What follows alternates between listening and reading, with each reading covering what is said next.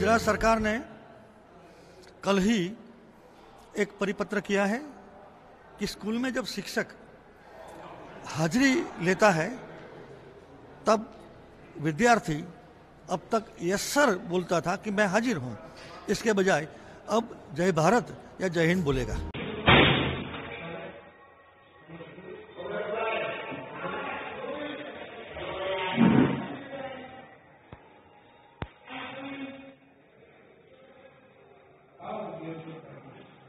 बच्चों की पढ़ाई को भी सुधारना है और देश प्रेम भी बताना है,